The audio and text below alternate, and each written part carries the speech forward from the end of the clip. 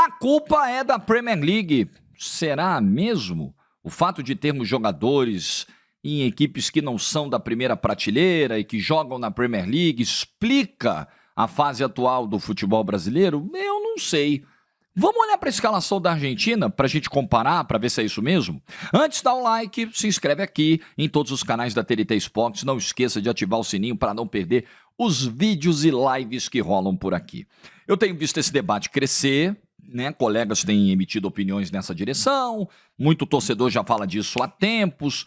Mas aí, galera, quando a gente pega a escalação da Argentina, que ganhou do Brasil e com muita facilidade na última terça-feira, a gente enxerga, por exemplo, 4 jogadores da Premier League no time titular. O Aston Villa é o time do Dibu Martínez, e o Aston Villa, pelo que eu sei, nem é uma potência da Premier League, né? É o melhor goleiro do mundo e joga no Aston Villa. O Romero joga do Tottenham. Ok, é uma das principais equipes em termos de investimento, orçamento, mas também não é um time que ganha a Premier League todo ano, né? Faz tempo que não ganha nada, né? O Enzo Fernandes joga do Chelsea, que é um clube que está aí em reconstrução, mas é um clube poderoso. E o McAllister joga no Liverpool. 4 jogadores aqui jogam na Premier League, numa seleção que passou o carro na seleção brasileira. Mas, posso ir mais. Pegando o restante da escalação, você tem 2 jogadores do Lyon, o Tagliafico e o Almada. Você tem um jogador da Roma, que é o Paredes. Você tem o Otamendi, que joga do Benfica. Não estamos falando aqui de Real Madrid, de Barcelona, de Bayern de Munique. Não estamos falando da primeira prateleira, o topozão do futebol europeu. Tem o McAllister no Liverpool, é verdade. Você tem aqui Molina, Álvares, Rodrigo De Paul, que jogam no Atlético de Madrid. Não jogam no Real e no Barça. Jogam no Atlético de Madrid, que acabou de cair nas oitavas de final da Liga dos Campeões. Se você olhar o banco, os jogadores da Argentina que entraram no segundo tempo contra o Brasil, aí realmente é para enlouquecer. Vou te dar um dado aqui interessante. Tem jogador do Lens, tem jogador do Como, você sabia disso? O Nico Paz, que é jovem, foi base do Real Madrid, entrou no segundo tempo contra o Brasil, ele joga do Como, da Itália, time recém-promovido à primeira divisão. Como? O Medina, outro que entrou no segundo tempo, joga no Lens da França. Você imagina a gritaria que seria se no segundo tempo o Dorival Júnior tira do banco um jogador do Como e um jogador do Lens. Meu Deus, é por isso que estamos nesse buraco. É por isso. São jogadores de times inexpressivos, de ligas que não são isso tudo. Eu discordo frontalmente desse segundo ponto também, tá? O melhor futebol do mundo hoje é praticado lá. Não à toa, há tempos, as seleções europeias ganham Copa do Mundo. A Argentina ganhou de uma europeia na última Copa, mas uma França que chegou até a final, né? Uma disputa de pênaltis. 2006 ganhou europeu, 2010 ganhou europeu, 2014 ganhou europeu, 2018 ganhou europeu. Não é possível que isso seja apenas coincidência. Não é possível que seja coincidência apenas o fato dos principais jogadores do mundo estarem lá. Todos jogam lá, jogam na Europa. Essa coisa de que é um produto muito mais bem vendido, muito mais bem envelopado do que bem jogado, não é verdade. Não é verdade. E se passa uma... Nós temos aqui no Brasil uma cultura... Nós temos várias culturas aqui que precisam ser modificadas urgentemente, né? A gente tem a cultura de ironizar quem estuda, ironizar o trabalho, ironizar a organização, cultuar a bagunça, cultuar a desorganização. E aí quando a gente olha competições que entregam tudo, estrutura, gramado, organização, um calendário que respeita minimamente data FIFA, coisa que o nosso não faz, a gente fala, mas tá vendo pra que isso tudo? Nem é isso tudo, não é, a gente tem que pagar pau e bater palma pros caras. Compara a Liga dos Campeões com a Libertadores da América em termos de estrutura, de organização, de futebol bem jogado, de arbitragem, pelo amor de Deus, de tecnologia, pelo amor de Deus. Agora, além disso, dizer que termos jogadores de equipes medianas, não termos tantos jogadores brasileiros assim, essa é a causa. Nós temos jogador do Real Madrid, jogador do Barcelona, jogador do Liverpool, jogador do Arsenal. O problema então é esse. Jogador de time brasileiro, os dois laterais que jogaram mal na terça-feira, especialmente o seu Arana, mas o Wesley também foi mal. Os dois laterais que foram mal terça-feira do Monumental de Nunes jogam no futebol brasileiro. Um joga do Flamengo, outro joga no Atlético Mineiro. Entrou mais um do Flamengo no segundo tempo, o Léo Ortiz, entrou mal. Qualquer um ali iria mal, naquela conjuntura de escalação da seleção brasileira, no contexto em que estamos inseridos. E o ponto é esse, a explicação, a culpa, não tá no cara jogar no Newcastle, no Wolverhampton. Pelo amor de Deus, o ponto não é esse. O ponto é que nós estamos taticamente atrasados há muito tempo. Os treinadores brasileiros não fazem trabalhos de destaque há muito tempo. Somos 10 seleções na América do Sul, ok? 10 seleções disputam as eliminatórias para a Copa do Mundo aqui do nosso continente. 8 delas são treinadas por argentinos. Eu tenho a impressão que isso quer dizer alguma coisa. Só não tem treinador argentino a Bolívia, que até outro dia tinha, tá? O Gustavo Costas, que hoje é técnico do Racing, que ganhou a Sul-Americana ano passado, eliminando o Corinthians, ganhando o Cruzeiro e ganhou a Recopa esse ano em cima do Botafogo. Antes ele estava lá, na seleção boliviana, argentino. E não temos no Brasil porque não se permite, né? Pela rivalidade. Não, como assim? Um argentino treinar a seleção? Pois é, eu não seria contra, não. Eu quero o seguinte, os melhores. Onde estão os melhores? Eles estão na Conchinchina, então nós vamos pegar o cara lá na Conchinchina. Onde está o melhor, independentemente da nacionalidade? No Brasil eles não estão. Meu Deus do céu, basta ver o que o Jorge Jesus fez aqui em 6 meses, o que o Abel fez ganhando uma Libertadores em poucos meses, o que o Arthur Jorge fez ganhando Libertadores e Brasileiro em 9 meses. É só ver, cara, o que eles estão fazendo aqui.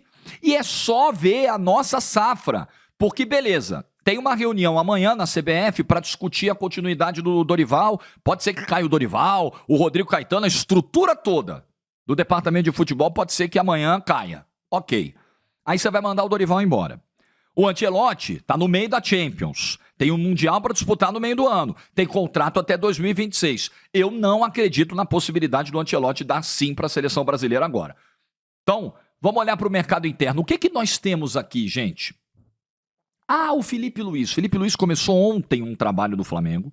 Eu, se fosse Felipe Luiz, não interromperia esse trabalho agora para pegar a seleção à deriva.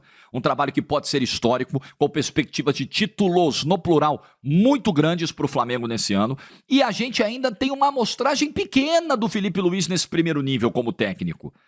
Felipe Luiz ainda não passou por um momento de instabilidade, de crise, uma derrota feia num clássico, 2, 3 jogos sem vencer, muito jogador machucado, não aconteceu. Como ele vai lidar com isso quando ocorrer? Porque vai ocorrer, acontece com todo mundo, não tem jeito, né? Vai começar Brasileiro, Libertadores, viagem, altitude, aquele inferno, todo mundo sofre um pouquinho, a corda começa a esticar agora.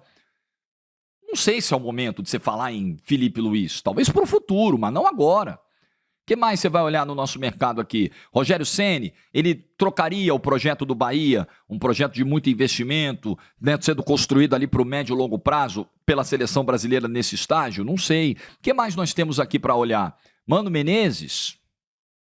Renato Gaúcho, qualquer discussão séria sobre Renato Gaúcho já deveria ser interrompida, né? Thiago Carpini, parece que o Edinaldo gosta, enfim, Cuca. Estou olhando aqui para os treinadores que trabalham aqui, que são brasileiros. Roger Machado faz um trabalho muito legal no Inter. É um cara com visão de jogo, com visões, conceitos de jogo muito legais. Eu acho que tem semelhanças até de perfil, de estilo com o Dorival. E talvez esbarre nisso, né? Talvez a seleção seja um desafio grande demais. O Dorival, claramente em entrevistas, principalmente em manifestações, em decisões, né? Algumas muito incoerentes, deixou muito claro que a seleção foi um negócio muito grande para ele. E talvez o Roger Machado esbarre do mesmo problema e outros treinadores brasileiros esbarrem no mesmo problema. Nosso problema, além do atraso tático, porque nós paramos no tempo enquanto os caras hoje evoluíram, gente, pelo amor de Deus, o Brasil nunca, nos seus tempos áureos, até o século passado, a primeira década desse século, o Brasil nunca iria temer um confronto contra a Croácia ou contra a Bélgica. Porra, o Brasil passa por cima. Quem é a Croácia, quem é a Bélgica? Hoje eles estão no nível de competir com a gente. Hoje, se o Brasil pega a Dinamarca, vocês viram na última data FIFA, o Brasil tem dificuldade, se bobear, toma um pau. porque nós paramos no nosso histórico vencedor, no nosso DNA de futebol, na nossa sabedoria futebolística, não precisamos ensinar nada, aprender nada com ninguém, pelo contrário, a gente ensina enquanto eles forem estudando, se aperfeiçoando, trabalhando duro, investindo para igualar e até nos ultrapassar. Então, eu acho que no curto prazo, você resolve essa situação trazendo um treinador estrangeiro. Você aumenta a possibilidade de resolver com o técnico de fora. As opções que temos aqui, as tentativas feitas aqui, estão esgotadas. Beleza, não deu, vamos partir. Para o longo prazo, a gente precisa melhorar a qualificação do treinador brasileiro. O treinador brasileiro precisa, primeiro de tudo, dar um passo para trás, um gesto de humildade e reconhecer, ficamos para trás. Vamos entender o que a gente perdeu no meio desse caminho. Onde a gente parou, onde os caras ultrapassaram a gente, qual foi o nosso cochilo aqui, qual foi a bola que a gente comeu para deixar os caras chegarem onde chegaram e a gente parou. Mas a gente não vê treinador brasileiro muitas vezes com esse discurso. O discurso que o treinador brasileiro adota é o discurso muitas vezes da soberba, da arrogância, da reserva de mercado. Teve treinador brasileiro e mais de um que foi para a televisão defender reserva de mercado. Não, para que treinador estrangeiro? Para quê? Porque eles chegam aqui e eles esfregam na nossa cara a diferença. Então o problema não é o Newcastle, o problema não é o Wolverhampton, o problema é o nosso atraso. Gerencial também.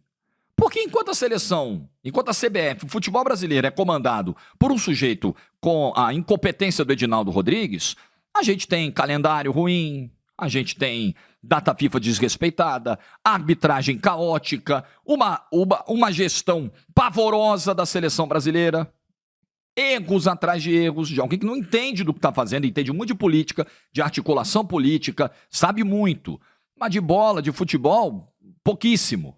Pouquíssimo. Aí estão os nossos maiores problemas. Colocar a culpa na Premier League? Ah, desculpa, galera, eu não consigo concordar. Não consigo de jeito nenhum. A principal liga do mundo, uma liga extremamente forte, extremamente competitiva. Ah, mas, pô, nós não temos tantos talentos como tivemos no passado. Aí os caras pegam a foto do quadrado mágico, 2006, uma seleção que passou vergonha na Copa, inclusive, fracassou na Copa do Mundo, mostrou um descomprometimento total com aquela Copa do Mundo. Vocês não lembram de Vegas ou a nossa memória tá curta? Mas beleza, a gente pode até entrar nesse campo de discussão. Talvez hoje tenha menos talento, menos jogador com cara de jogador decisivo, talvez, mas dizer que o nosso material é ruim e está tão atrás dos outros, meu Deus. A Argentina também tem jogador desse nível, cara, dos clubes que o Brasil tem. Todas as seleções da América do Sul, tirando a Bolívia, né? Porque não tem qualidade para exportar para a Europa. Todas têm jogador na Europa, jogando em Premier League, em time de primeira, de segunda prateleira. O Equador tem, a Venezuela tem, o Peru tem. Todas têm. Todas. E o Brasil também. E o Brasil tem jogador da primeira prateleira da Europa, da segunda prateleira da Europa, do futebol brasileiro, como todas. Não estamos diferentes de ninguém no quesito material. Agora, na qualidade do trabalho desenvolvido, sim. Essa é a chave para a discussão, na minha opinião. O que você pensa? Deixa a tua opinião nos comentários. Like no vídeo se você ficou até o final. Juízo e tchau.